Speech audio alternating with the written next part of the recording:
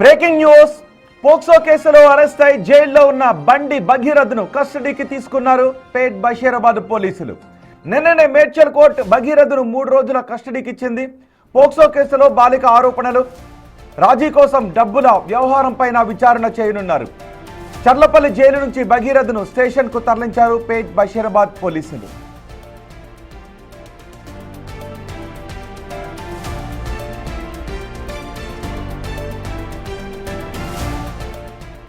POCSO కేసులో arrest అయి జైల్లో ఉన్న బండి భగీరథ్ను విచారణ కోసం పోలీసులు కస్టడీ పిటిషన్ వేసి తమ కస్టడీకి తీసుకున్నారు. పోలీసులు బండి భగీరథ్ను పేట్ బషీరాబాద్ పోలీస్ స్టేషన్ కు తీసుకుని వెళ్లి అక్కడ విచారించనున్నారు. నిన్ననే మేడ్చల్ కోర్టులో వేసిన పిటిషన్ మేరకు భగీరథ్ను 3 రోజుల కస్టడీకి అవకాశాన్ని ఇచ్చింది న్యాయస్థానం. దీంతో పోలీసులు బండి భగీరథ్ను 3 రోజుల పాటు విచారించడానికి తమ కస్టడీకి తీసుకున్నారు. పోక్సో కేసులో బాలిక ఆరోపణలు, రాజీ కోసం డబ్బుల వ్యవహారం పైన విచారణ చేయబోతున్నారు పోలీసులు.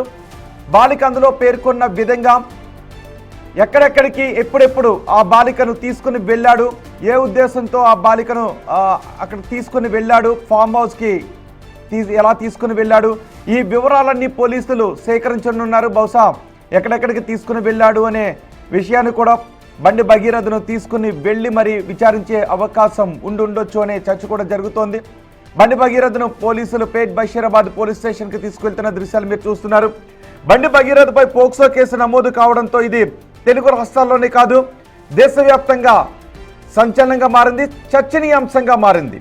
కేంద్ర మంత్రి కుమారుడు ఇలా కేసులో ఇరుక్కోవడంపై దేశవ్యాప్తంగా చర్చనీయాంశంగా మారింది.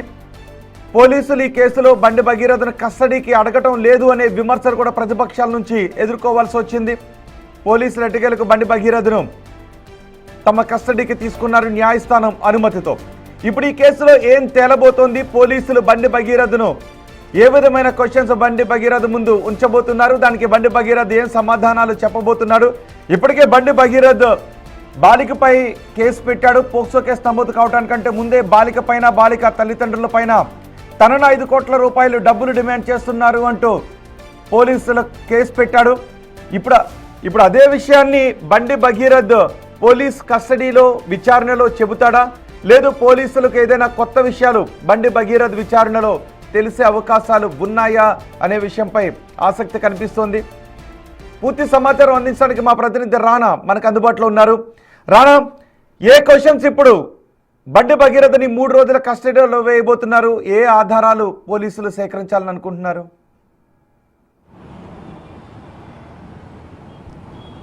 రోహిత్, బాధితురాలు ఇచ్చినటువంటి స్టేట్మెంట్ ఆధారంగా, వాళ్ళ తల్లిదండ్రులు ఇచ్చినటువంటి స్టేట్మెంట్ ఆధారంగా, దాంతోపాటు బండి భగీరథకు సంబంధించినటువంటి స్నేహితులు దాదాపు 4 కూడా స్టేట్మెంట్ ఇచ్చారు. ఆ స్టేట్మెంట్లు బేస్ చేసుకొని అరెస్ట్ అయిన రోజే బండి భగీరథ్ని దాదాపు గంట పాటు కూడా ప్రశ్నించారు. సో ఆ లిగేషన్స్ అన్ని కూడా ఆయన కొట్టి పారేసిన నేపథ్యంలో అదే రోజు బండి భగీరథకు సంబంధించినటువంటి iPhone 17 Proని పోలీసులు సీజ్ చేశారు. సీజ్ చేసినప్పుడు దాంట్లో ఉన్నటువంటి డేటా అంతా కూడా ఎరేజ్ అయిందని కూడా పోలీసులు గుర్తించారు. అది FSL ల్యాబ్కి పంపించారు కాబట్టి ఆ రిపోర్ట్ వచ్చింది. సో ఆ రిపోర్ట్ వచ్చిన తర్వాత పోలీసులు 7 రోజుల పాటు కూడా కస్టడీ కావాలంటూ కూడా పిటిషన్ వేయడం జరిగింది. ఈ నెల 20వ తారీఖు అది ఫైల్ చేశారు. సో అది నిన్న విచారణకు వచ్చింది. సో విచారణకు వచ్చిన తర్వాత 3 రోజుల పాటు కూడా కోర్టు అనుమతించిన నేపథ్యంలో ఇప్పుడు చర్లపల్లి జైలు నుంచి కూడా బండి భగీరథ్ని పోలీసులు కస్టడీలోకి తీసుకున్నారు. ప్రస్తుతం పేట్ బషీరాబాద్ పోలీస్ స్టేషన్కి వారు తరలించబోతున్నారు. అయితే ఈ 3 రోజులు అనేది ఈ కేసులో చాలా కీలకంగా భావించవచ్చు. ఎందుకంటే సిట్ అధికారులు కూడా అనేక రకాలైనటువంటి క్వశ్చన్స్ పేపర్స్ కూడా వాళ్ళు రెడీ చేసుకున్నారు. ఎందుకంటే మొయినాబాద్కి సంబంధించిన అంశంలో ఎవరెవరు ఫామ్ హౌస్కి వెళ్ళాడో, అసలు ఆ రోజు ఏం జరిగింది అనే దానిపై కూడా పక్కా ఆధారాలని పోలీస్ అధికారులు సేకరించినట్టుగా మనకు సమాచారం అవుతుంది. దాంతోపాటు ఇతని సెల్ ఫోన్ సంబంధించినటువంటి లొకేషన్ అన్నీ కూడా అక్కడ ఉన్నాయి. దాంతోపాటు ఆ రోజు వారిద్దరి మధ్య జరిగినటువంటి వాట్సాప్ చాటింగ్, తర్వాత కాల్స్ సంబంధించిన అంశాలు అవంతా కూడా ఈయన ఫోన్లో లేనప్పటికీ బాధితురాలకు సంబంధించినటువంటి ఫోన్లో అవన్నీ కూడా ఉన్నాయి. కాబట్టి వాటిని బేస్ చేసుకొని ముందు పెట్టి క్వశ్చన్ చేసే అవకాశాలు ఉన్నట్టుగా మనకి సమాచారం అవుతుంది. బాధితురాలని మీరు ఎప్పుడెప్పుడు కలిశారు, ఎక్కడెక్కడ కలిశారనే దానిపై కూడా పూర్తి సమాచారం ఉంది. దాంతోపాటు ఎప్పుడైతే బండి భగీరథ్కి అరెస్ట్ అయ్యే రోజే దాదాపు 4 ప్లేసుల్లో పేట్ బషీరాబాద్ పోలీసులు అలాగే రెవెన్యూ పోలీసులు బాధితురాలని తీసుకెళ్లి పంచనామా చేస్తారు కొన్ని ప్లేసుల్లో. సో ఆ పంచనామా చేసినటువంటి ప్లేస్ ఇవి కూడా ఉన్నాయి కాబట్టి వాటి బేస్ చేసుకొని కూడా క్వశ్చన్ చేసే అవకాశాన్ని ఉన్నట్టుగా మనకు సమాచారం అవుతుంది. అయితే బండి భగీరథకు సంబంధించినటువంటి స్నేహితులు ఇచ్చినటువంటి కీలకమైనటువంటి సమాచారం ఈ కేసులో ఒక మలుపు తిరగబోతున్నట్టుగా మనకు సమాచారం అవుతుంది. అయితే బాధితురాలకి బండి భగీరథకి ఒక మ్యూచువల్ ఫ్రెండ్స్ ఉన్నారు కాబట్టి పోలీసులు వాళ్ళు కూడా విచారించారు. వారి నుంచి కూడా కొంతవరకు కూడా స్టేట్మెంట్ రికార్డ్ చేసినట్టుగా తెలుస్తుంది. వాటి బేస్ చేసుకొని కూడా బండి భగీరథను క్వశ్చన్ చేసే అవకాశాలు ఉన్నట్టుగా మనకు సమాచారం అవుతుంది. ఎందుకంటే బాధితురాల్ని మీరు